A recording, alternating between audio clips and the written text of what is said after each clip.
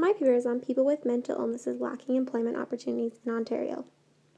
Many people throughout Canada have been diagnosed with some type of mental illness. Because of the stigma surrounding many mental illnesses, these people are not afforded the same opportunities as those without mental illnesses. This inequality is perhaps most noticeable when it comes to job opportunities and employment for mentally ill people. People in positions of power, such as business owners, managers, and even CEOs, discriminate against those with mental illnesses, often reluctant to hire them or refusing to hire them altogether. Numerous factors affect this decision: outdated stereotypes, lack of sympathy, their own ignorance, or just lack of knowledge surrounding mental illnesses. Contrary to their beliefs, many people with mental illnesses are fully functioning and can do an everyday job just like anyone else. However, even when they are hired, they often still suffer from discrimination, abuse, and lack of promotion. I will discuss the lack of employment options available to mentally ill people, as well as the discrimination and treatment that often come with employment when they do get hired. Furthermore, I will discuss how this affects the individual as well as the society as a whole. In support, I will use specific examples from Ontario, Canada. According to the Canadian Mental Health Association, 1 in 5 Canadians will personally experience some type of mental illness in their lifetime. Mental illnesses can range anywhere from reading disorders to depression and even schizophrenia. While many mental health initiatives have been implemented to try and combat the growing rate of mental illnesses in Canada, many of the stigmas and social stereotypes surrounding mental illnesses still persist and lead to inequality and discrimination. Discrimination against people with mental illnesses is seen in a variety of social institutions, but the institution that is arguably at the forefront of discrimination against the mentally ill is the employment sector and workforce. This discrimination shows itself in the form of lack of job opportunities, lack of promotion, lower wages, less hours, and the overall maltreatment of mentally ill people if hired. Discrimination of the mentally ill in the workplace is the result of multiple factors.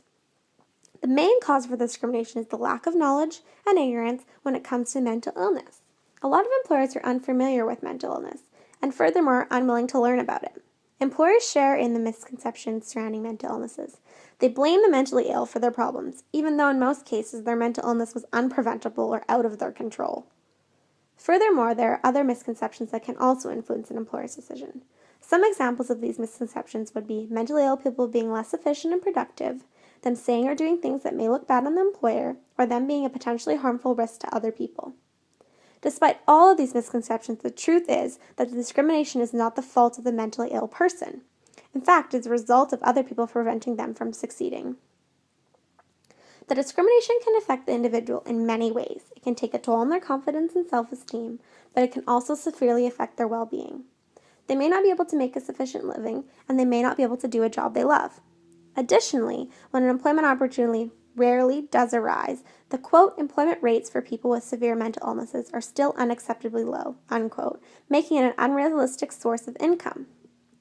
And the effects of this discrimination are not just limited to the person being discriminated against, because discrimination can be so harsh and cruel, it can also affect the friends and family of the mentally ill person. In many circumstances, the discrimination could also worsen pre-existing conditions, or even cause more serious conditions to develop. From a business standpoint, employers could be missing out on a great employee that could do great things for their business. It also could hurt the employer's reputation, credibility, and ultimately business, as outsiders and customers may consider it to be prejudiced and unequal. Lastly, seeing someone with the same problems as you succeed in life and obtain a job could ultimately be a game changer for other mentally ill people. In tough times, people need someone to look up to, and to see a fellow friend or even an acquaintance thrive to make his or her life better is always a plus. The inequality surrounding mental illness not only affects the individual, but a web of people connected to them. Because more and more people are now becoming familiar with the way mentally ill people are being treated. The changes that are happening, but are still needing to happen, are slowly being put to work. The discrimination that has taken place towards these mentally ill is not right, and some leaders and organizations are starting to take a stand on the behalf of the mentally ill. The Stigma Discrimination Working Group, a division of the Canadian Psychiatric Association, is an organization that is trying to make changes for the better. They are trying to, quote, reduce stigma discrimination against the profession and against patients with a mental disorder or illness by developing a national educational initiative, end quote.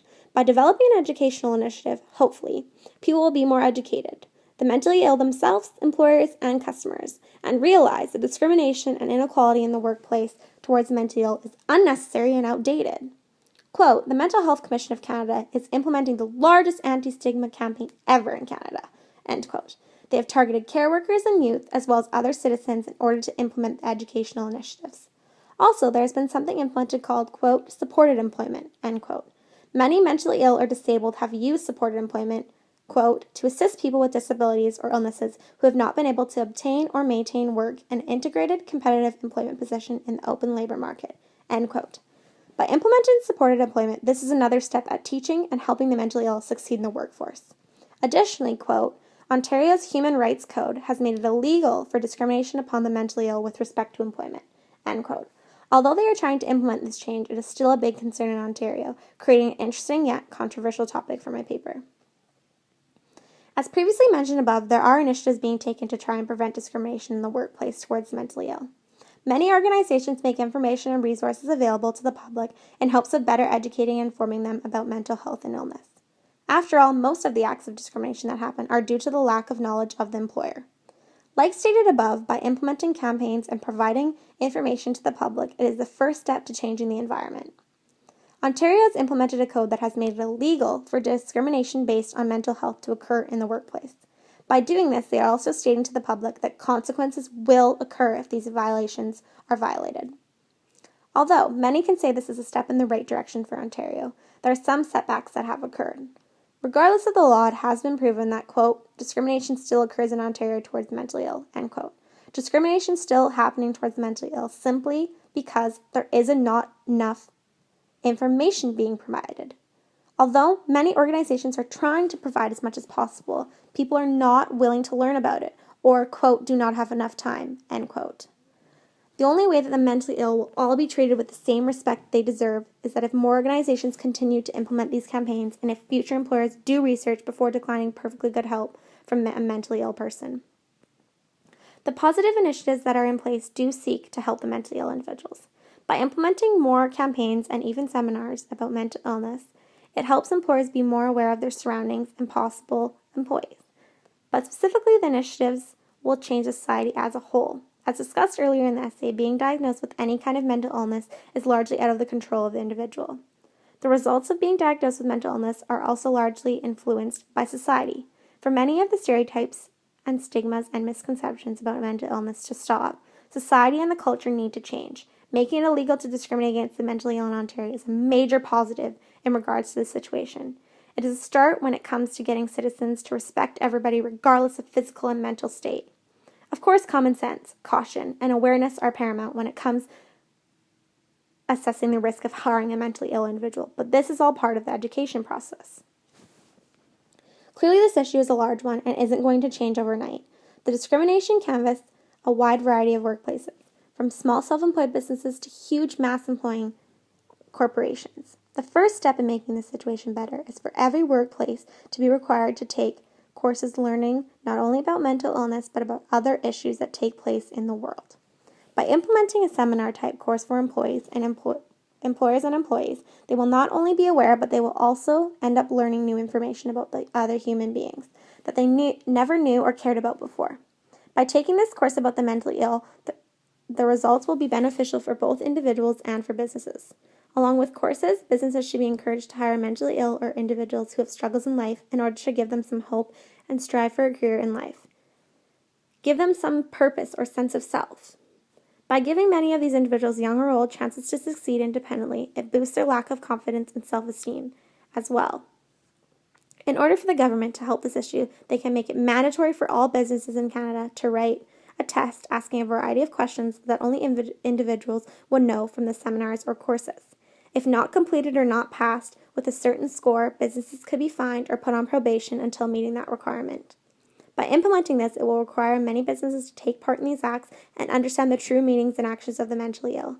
It is fine to educate people, but the information has to be retained and understood. Overall, this topic has taught me a lot about environments in the world that we live in. In order for the society to change, discrimination in the workforce against mentally ill will have to be non-existent and not even an option. People will have to be more understanding and willing to accept the norms that our world is faced with on a daily basis.